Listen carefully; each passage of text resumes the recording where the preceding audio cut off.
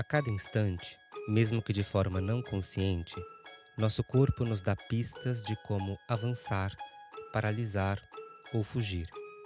Essas pistas têm nome, são os marcadores somáticos, e eles nos dizem sobre como as emoções cumprem uma função integradora da experiência humana. Como já apontava William James, as emoções nem sempre estão imediatamente sujeitas à razão, mas sempre estão imediatamente sujeitas à ação.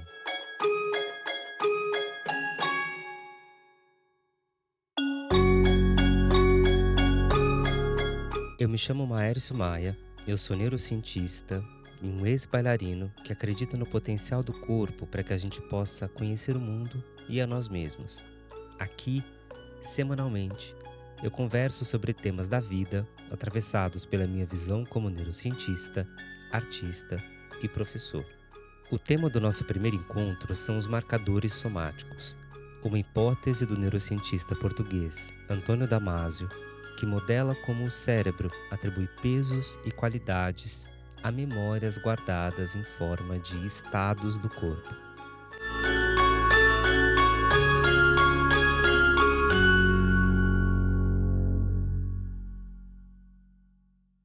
Encontro 1. Marcas no corpo, marcas na mente. Antes de entrar propriamente dito na hipótese dos marcadores somáticos, é preciso conversar, mesmo que brevemente, sobre os traços e estados do corpo. A distinção entre estado e traço é comumente discutida no contexto do transtorno de ansiedade. Nesse contexto, o traço é interpretado como uma característica estável e relativamente permanente, enquanto um estado como uma experiência transitória do organismo que varia ao longo do tempo.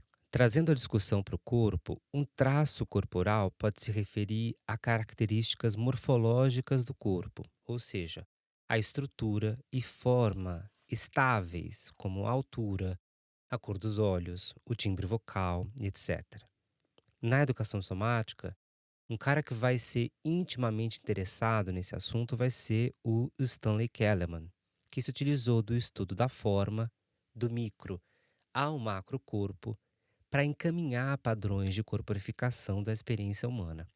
Mas isso é um papo para outro encontro ou para uma série de outros encontros.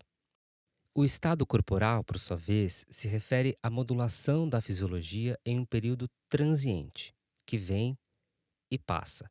São alterações autonômicas da frequência cardiorrespiratória, dos níveis hormonais e por aí vai.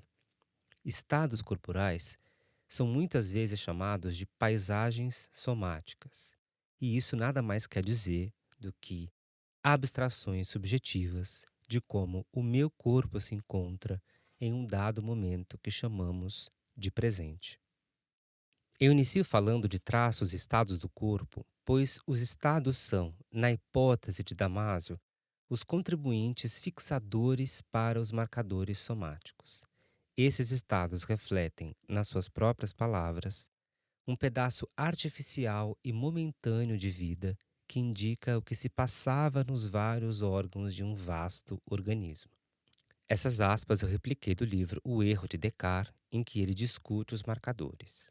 Os estados corporais ainda refletem uma resposta interna ao que é vivido através das emoções e pré-organizam a percepção dessas. Mas indo direto ao ponto, o que é a hipótese dos marcadores somáticos? A ideia é relativamente simples. Lembre-se que nós, seres humanos, somos seres limitados. Nós não temos recursos temporais e cognitivos infinitos. Portanto, parece ser uma boa ideia alguma economia do que temos disponível para otimizar nossa vida de alguma maneira. Tome então uma questão fundamental da neurociência cognitiva, que são os processos de tomada de decisão, ou de maneira simplista, toda vez que consciente ou inconscientemente você precisa decidir por esta ou aquela opção, tendo como uma premissa geral, suscetível a exceções, claro, a maximização dos seus resultados. Esse cenário é conhecido muitas vezes pela balança dor-prazer, em que buscamos mais peso para o lado do prazer, ou ao menos um equilíbrio entre esses dois pratos da balança. A hipótese dos marcadores somáticos foi publicada em 1991, com extensões em 94, 95 e 2002. Para Damasio, havia uma inclinação pessoal de que as emoções seriam integrais ao raciocínio. Ele chegou a dizer que, entre aspas, eu suspeito de que a humanidade não esteja sofrendo de um defeito em suas competências lógicas, mas, ao invés disso, de um defeito nas emoções que informam o processamento da própria lógica. Isso não quer dizer que existe um consenso sobre o tema. Na verdade, não há. Ainda hoje em dia é comum a frase de que emoção não tem QI e age unicamente atrapalhando boas escolhas quando ofusca o crivo da razão. Damasio e seus colaboradores, com destaque para Antoine Béchara, se utilizaram de relatos famosos de pacientes neurológicos e ainda de seus próprios pacientes. Eles propuseram essa hipótese para discutirem os processos de decisão em diferentes contextos. Mas só anos mais tarde esse tema viria a ser discutido no âmbito das práticas corporais, na psicologia do trauma e na própria educação somática em dança. Embora não sejam temas diretos das artes, eles acabaram encontrando um ponto de apoio a certas discussões. Damasio e Béchara assumem três premissas para a hipótese dos marcadores somáticos. A primeira é a de que o conhecimento e o pensamento sozinhos são insuficientes para tomarmos boas decisões, e o papel das emoções nesse contexto tem sido subestimado. Número 2. As emoções são benéficas para a tomada de decisão quando estão integradas à tarefa em questão, e são disruptivas, ou seja, não benéficas, quando não têm relação direta com a tarefa. Número 3. A maneira como a gente estabelece nossas tomadas de decisões, baseadas na certeza ou incerteza sobre elas, engajaria diferentes circuitos neurais. Eu vou discutir cada uma dessas premissas agora, mas antes, respire um pouco. Se espreguice, boceje ou esfregue o couro cabeludo com as pontas dos dedos.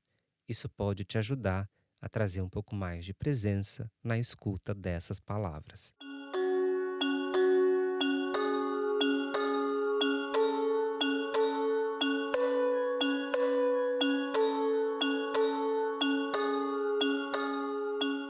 A primeira premissa diz que a informação que temos sobre algo e que pode ser encaminhada de alguma maneira, o conhecimento, e nossa capacidade de manipular subjetivamente essas informações, o pensamento, não seriam suficientes para que a gente tome boas decisões.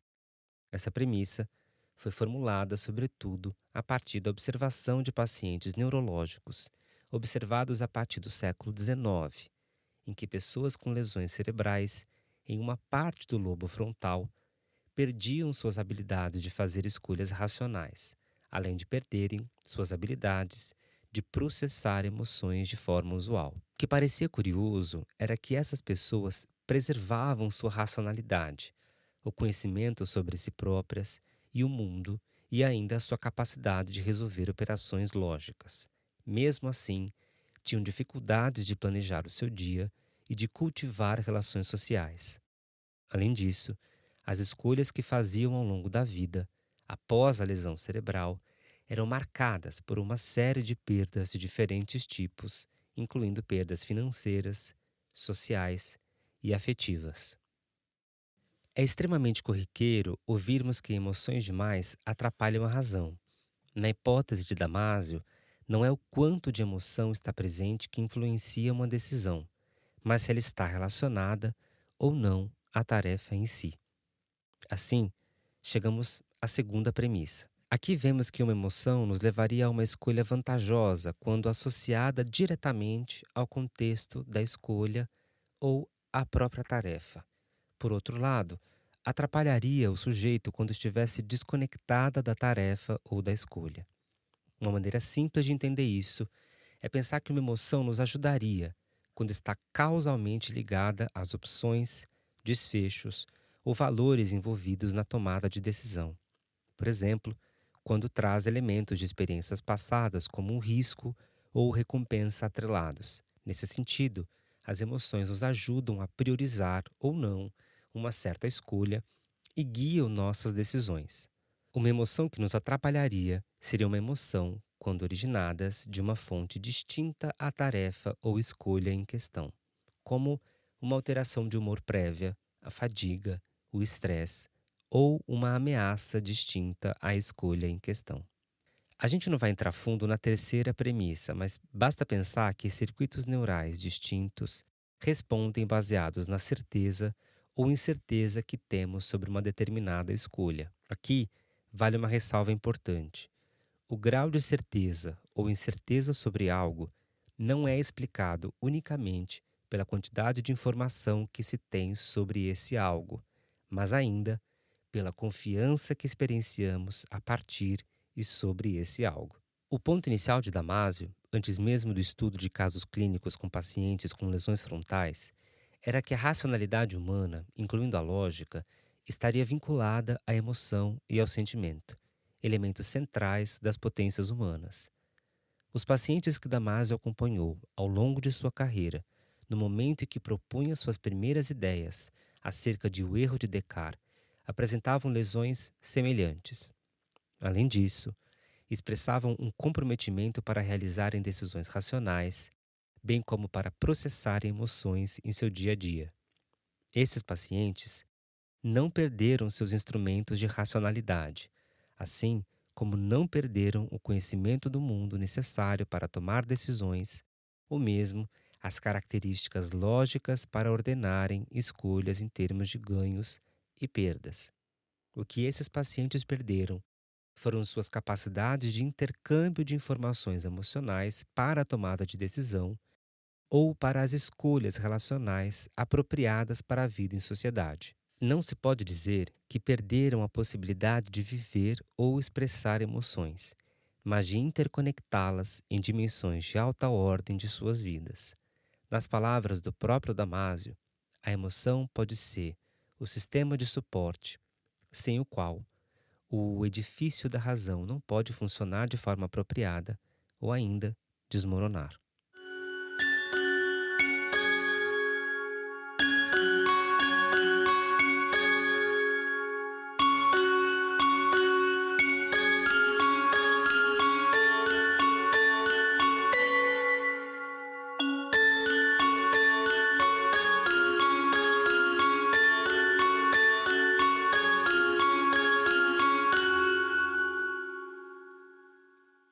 A descontinuidade entre mente e corpo foi sistematizada na modernidade por René Descartes, entre os séculos XVI e XVII.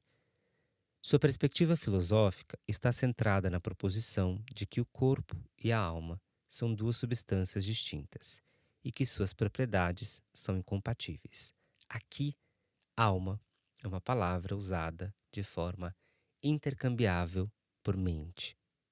Descartes propunha ainda que, além de diferente do corpo, a mente seria a mais fácil de ser conhecida, e seu argumento baseia-se na suposição de que o espírito seria mais fácil de conhecer do que o corpo. Diametralmente oposto às ideias cartesianas, Damásio celebra na biologia a fundação da razão e da emoção, em uma chamada heterarquia corpo-cérebro, que se aproximaria das perspectivas teóricas da cognição incorporada de Varela, Roche e Maturana. Quando eu digo heterarquia, eu digo que não existe uma posição de controle ou de maior ou menor importância entre cérebro e corpo, como em uma hierarquia. Mas cérebro e corpo funcionam de uma forma cooperativa, em que cada elemento estabelece as suas funções em troca contínua, por isso heterárquicas, diferentes, mas não nos termos de valor ou importância, apenas diferentes. O raciocínio na visão de Damásio não teria sua origem no pensamento abstrato ou na linguagem, mas seria produto dos mecanismos de regulação biológica presentes em nós humanos. Mecanismos esses em que se expressam a emoção e o sentimento. Nesse sentido, a hipótese dos marcadores somáticos será um elemento importante no discurso de Damásio. Os marcadores somáticos nunca compreenderam uma teoria geral para as funções do córtex pré-frontal, mas como diferentes circuitos dessa região atuam cooperativamente em diferentes funções cognitivas e de autorregulação. Damásio irá utilizar o termo estado somático para definir as mudanças emocionais experienciadas pelo sujeito e que se ancoram na modulação fisiológica de diferentes subsistemas do organismo. Para defender sua perspectiva, Damásio vai assumir alguns pressupostos importantes. O primeiro é de que o raciocínio e a tomada de decisão humanas são dependentes de operações neurobiológicas em diferentes níveis. Alguns deles ocorreriam na mente propriamente dita, ou seja, seriam objetos conscientes ou cognitivamente abertos. Esses objetos conscientes seriam dependentes de imagens sensoriais, formadas com a participação inequívoca dos córtices somatossensitivos. A ínsula, que é uma região do córtex cerebral, ela seria adicionada no futuro. Mas esse também é um outro papo para quando a gente for conversar sobre interocepção. Pressuposto número 2. Todas as operações mentais, independente do seu conteúdo imagético, dependeriam da atenção e da memória de trabalho. Por que a atenção e a memória de trabalho? A atenção é um processo cognitivo, muitas vezes chamado como o portão da consciência, ou como o processo cognitivo pelo qual a gente ilumina uma certa informação para torná-la consciente, ou para torná-la acessível conscientemente em um certo momento da experiência. Já a memória de trabalho é uma classe do processo cognitivo memória em que nós retemos uma informação, uma quantidade de informação pequena por um curto período de tempo. Agora vamos ler de novo o pressuposto número 2. Todas as operações mentais, independente do seu conteúdo imagético, dependeriam da atenção e da memória.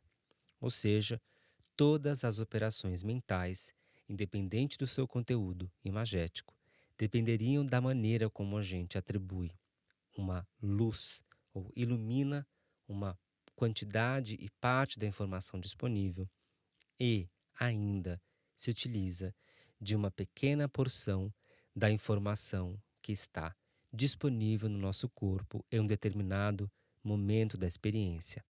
Essa informação da memória de trabalho, ela seria influenciada pelos estados somáticos. Ainda assim, a nossa atenção estaria também modulada pelos mesmos estados. Pressuposto número 3 diz que o raciocínio e a tomada de decisão dependeriam da disponibilidade de conhecimento sobre situações, atores, ações e desfechos possíveis ou prováveis. Tal conhecimento estaria armazenado em formas disposicionais nas respostas motoras e também nas imagens. Essa disponibilidade de conhecimento sobre situações, atores, ações e desfechos possíveis ou prováveis estaria então armazenada em forma de marcas no corpo, ou as marcas somáticas.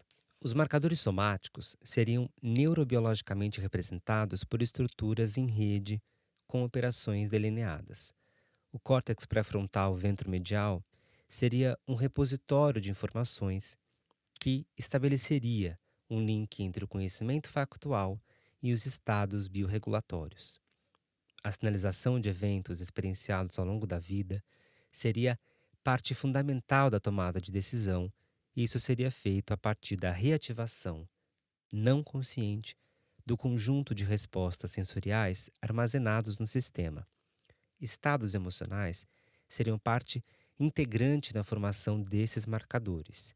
Esses marcadores facilitariam a interação com o meio e a consequente regulação do sistema corpo, mente, mundo, bem como a economia de recursos cognitivos. Desde sua proposição em 94 no livro O Erro de Descartes, o pensamento em torno dos marcadores somáticos teve fôlego do próprio autor até meados dos anos 2000, quando Damásio e Bechara propuseram a inclusão da porção órbito-frontal no modelo neurobiológico capaz de explicar a sua hipótese.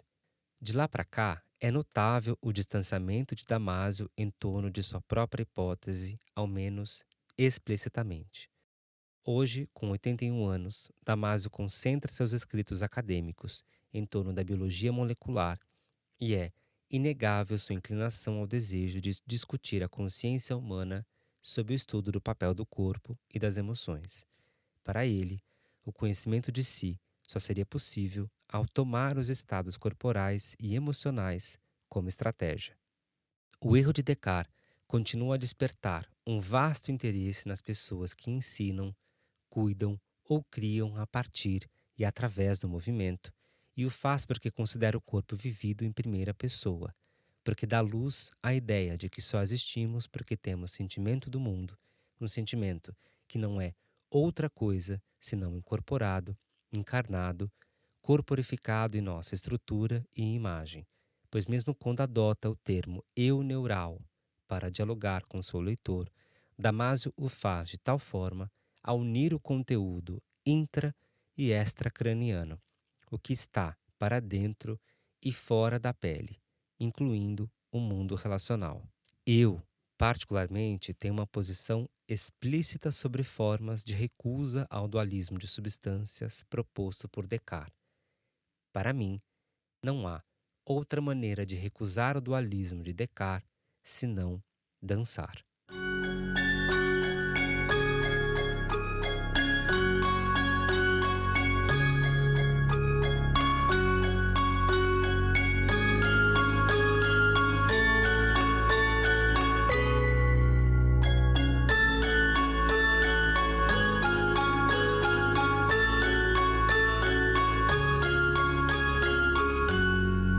O papel de Damasio no âmbito da divulgação científica e na aproximação da discussão do tema com o grande público é um de seus feitos como personalidade da ciência, um papel não isento de tensões políticas e ideológicas.